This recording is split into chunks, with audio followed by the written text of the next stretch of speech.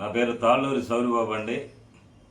National human rights council divisional ప్రెసిడెంట్గా పనిచేస్తున్నా.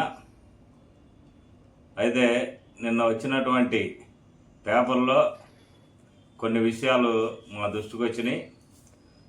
అటువంటి నేషనల్ హ్యూమన్ రైట్స్ కౌన్సిల్ ఎప్పటికి కూడా సమర్థించదు, వాటిని వ్యతిరేకిస్తూ మేము తీవ్రంగా ఖండిస్తున్నాం.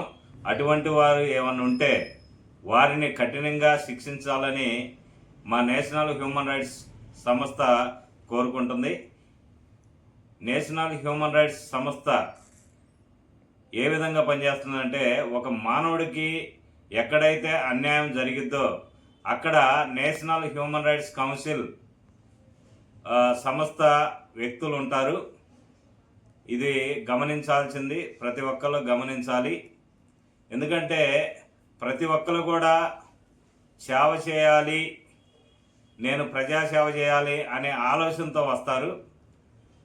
ప్రజాసేవ చేసేవాళ్ళు డబ్బులు డిమాండ్ చేస్తూ కొంతమంది వ్యక్తులు, డూప్లికేట్ సంస్థలు డబ్బులు డిమాండ్ చేస్తూ ఉంటే వాటిని మేము తీవ్రంగా వ్యతిరేకిస్తున్నాం. ఎందుకంటే ప్రజాసేవ అన్నప్పుడు ప్రజాసేవ చేయాలి, కానీ డబ్బుకి ఆశపడి ఇబ్బంది పడవద్దు. ఇంకోటి ఏంటంటే, ఒక మనిషి ఒక ప్రజాసేవ చేయడానికి రావటం అంటే చాలా గొప్ప విషయం. అది ప్రతి ఒక్కరు గమనించాలి.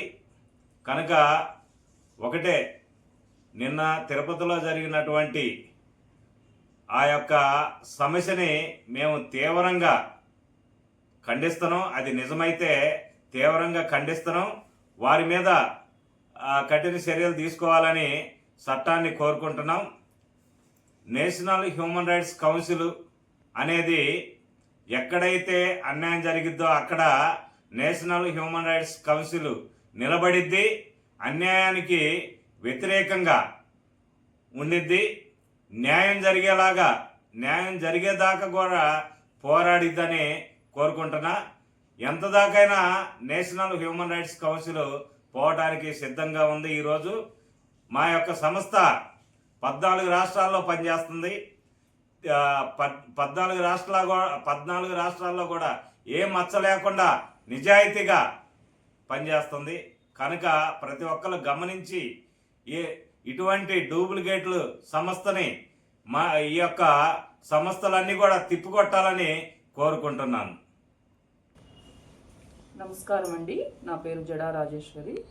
నేను నేషనల్ హ్యూమన్ రైట్స్ కౌన్సిల్లో డివిజనల్ మహిళా చైర్మన్గా పనిచేస్తున్నాను. నిన్న మేము ఒక న్యూస్ అయితే చూసాము.